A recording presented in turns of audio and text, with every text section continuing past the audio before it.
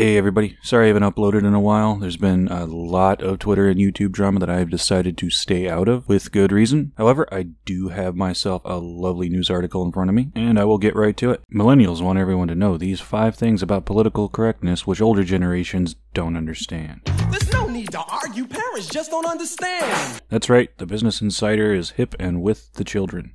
Number 1. There's a major difference between being honest and spewing prejudice. Well, that would depend on who you ask. For instance, if I were to tell someone that I don't have white privilege, they would say that that statement is prejudice, and because I'm coming from a white person's position of power, that would make me racist. Relativity is an interesting thing, but they continue. You have the right to share your opinion, but you don't have the right to make people feel threatened. Using emotionally charged words that make others feel frightened for their mental, physical, and emotional well-being. Even if it does not impact you in the same way, it is morally wrong. But if it does impact me in the same way, and I still don't care because I feel they have the right to say whatever they want, and I feel I have that same right. And the using emotionally charged words things, they're not even speaking of words like, I'm gonna punch you in the face. Threatening words are threatening. Emotionally charged words are not threatening. Prejudice means possessing strong, unfavorable opinions about a person based on their demographics and cultural affiliations. You're fucking a white male! While we all have varying degrees of prejudice, mine being people who like to tell me what to say, using yours to purposefully harm others or refusing to stop saying words that others find hurtful is bullying. Just as you want a teacher to intervene and protect your child from a bully, it's okay for others to give you the opportunity to correct your behavior when words are offensive. Now, I don't have any kids. Would like some someday, but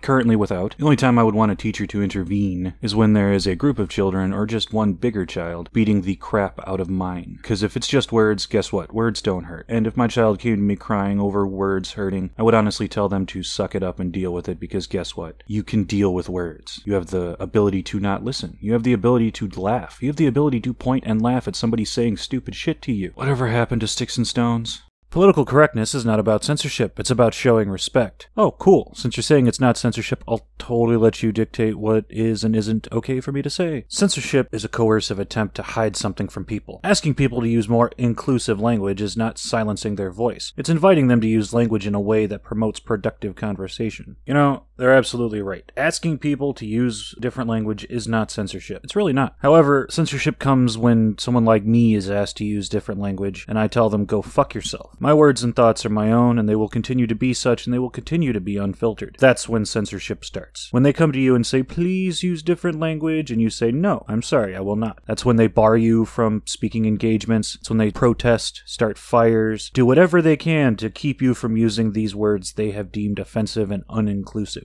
The purpose of political correctness is to treat all people with the love and respect they deserve. Love and respect are not entitlements. They are things you earn. If you feel you deserve love and respect, then you should certainly stay off the internet, because you will find little to none of that here. This means calling people by the pronouns they use and avoiding words and phrases that stereotype and demonize entire groups of people. What if my opinion involves telling the social justice spastics that they cannot control my thoughts or my words, and I call them a bunch of authoritarian dicks? How do you expect me to be nice to people who are, by definition, thought and speech policing? You can still possess whatever ideology you follow, and you can still share your opinion. You're just being asked to do so in a way that is not hurtful to others. What if my opinion is you're an asshole? Seriously, you feel the need to call me an asshole, do so. Make a video about it. Tell me I'm an asshole in the comments section. Downvote this video. You have the right to express your distaste for me, just as I have the right to express my distaste for you. Number 3. Millennials feel more connected to global citizenship and human rights than nationalism. As if nationalism and human rights are mutually exclusive. That's a very disingenuous statement. I can see how the global citizenship and nationalism would be conflicting, but you can still believe that your country should come first and also believe in human rights. Not only do millennials have conversations with people around the world, they are also seeing inhumane acts of violence against marginalized people live streamed on social media. You mean like the Chicago 4, who live streamed on Facebook the scalping of an autistic white guy? Or does he not matter because he's white and therefore not marginalized? Sorry, I may be putting words in his mouth, but rarely when they speak of marginalized people do they tend to include people who happen to be white and male. This increased visibility and exposure leads to a desire to ensure equality for all individuals regardless of their race, gender, sexuality, socioeconomic status, or religion. You know, I think this guy has gotten the flip side of what happened with feminism. A lot of vocal asshats adopted the term nationalism, same thing with feminism, and given it a warped view. Whereas the most vocal feminists believe that men are evil and oppress people all over the place. The most vocal nationalists believe that their nation comes before all others and is better and superior, and you need to be ground under the heel of said nation. I can see where he's coming from, but none of the things he listed are inherently mutually exclusive to nationalism. Nationalism, or the belief that your country and its laws, culture, and government is superior and beyond critique. I call myself a nationalist. That's just because I believe that my country should come first. I love my country very much, but I do not believe it's beyond critique, and I do not believe it is superior to every other country on the face of the earth. And he says this is not appealing to millennials. Seeing first-hand pictures and videos on their smartphones of discrimination and unequal rights for people of color, Muslims, immigrants, women, and LGBTQ individuals has increased millennials' desire for social justice. Okay, I'm not one for going after an author, but let's take a look at this guy. He seems to have his finger on the pulse of the millennials. His name is Matthew Jones. He is a therapist and life coach. I'll put his bio in the description. Wow, look at this guy. Oh man, I wish I could go back and reread this entire article with this picture, because all I'd be able to see is...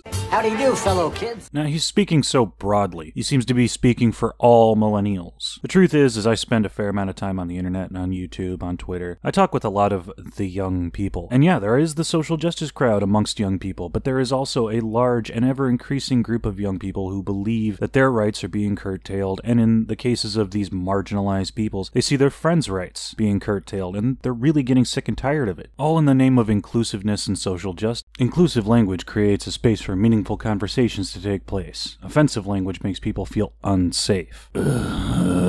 If you were trying to have a difficult conversation with someone and they opened the discussion using words aimed at hurting your feelings, making you feel unsafe, or undermining your personhood, would you keep talking? Abso-freaking-lutely I would. You have no idea how much fun it is to engage with these people. When someone sits here telling you that you're a white oppressor or overprivileged, etc., etc., etc., when you call them on this stuff, they have no idea how to react. They either A, retreat into their safe spaces and ball in a corner and cry, or B, they get so triggered that they begin to yell absurdities at you. It is hilarious. And he says no. So I guess everything I just explained is completely invalidated because he said no. And that's why everyone should use more inclusive language. When you create space for other people instead of shutting them out, it creates opportunities for honest dialogue to emerge. Tell that to people who espouse social justice. I would like to point out Evergreen. They needed a safe space away from white students. They actually shut people out. They didn't use words. They forced them not to attend school because they were white. You're not being asked to silence yourself. Actually, yes you are. You're being asked to silence specific parts of your speech. You're being asked to use different words. Fucking hell, I know I used this clip in Dave's video, but... The subtle difference is not a big deal. You do it all the time. You don't speak the same way to your partner as you do your grandmother or your newborn infant. At least he knows they're newborn infants, or at least act like such. Adjusting your dialogue isn't a momentous task, and doing so might allow you to have more meaningful conversations with people from all walks of life. Why is it that the entire social justice crowd is all about other people changing themselves and how they speak and how they think, instead of teaching others that, guess what? People are going to say things you don't like. You have to deal. And finally, number 5. Millennials are not being sensitive, they're being morally minded and ethically informed global citizens. Many individuals in older generations think that millennials are overly sensitive. This might be true. But it may be the other way around. If millennials are simply asking older generations to be respectful of others by using more inclusive language, and older generations respond with hostility, a common response to feeling threatened, perhaps older generations are dealing with an underlying fear of being unable to adapt to a changing world. I'm not somebody who's stuck in the past. I understand fully that a lot of opinions have changed, even in my lifetime. Not just opinions, but technology. A lot of views on things. For instance, 100 years ago, homosexuality would absolutely not have been seen as acceptable as it is today. In my mind, a very positive change. A lot of things will change. Technology changes, opinions on various things change. One thing cannot change. We cannot allow one thing to change. And that is our ability to think what we want and speak how we want. Even in the smallest minute of changes. Using different words. Forcing ourselves to say things we don't necessarily mean, or censoring ourselves to benefit the feelings of others. If you'll indulge my slippery slope fallacy, how long until me believing that America is great is an offensive and harmful opinion? And And finally, making mistakes is part of learning. Most people occasionally say things that hurt other people's feelings, but the mature individuals are the ones that apologize, then adjust. Continuing the use of hurtful language only prevents meaningful and necessary conversations. Okay, I'll play this game. I find your article telling me how I should think,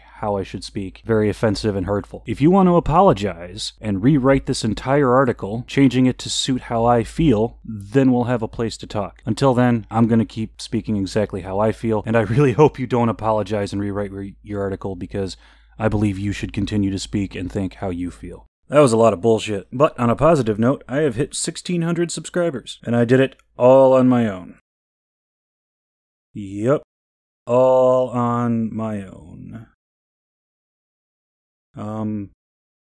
All on my own? No, but I would like to thank you all for coming by, watching my video. Appreciate your views, appreciate your subscription, and I hope to see you down in the comment section. And as always, have a nice day.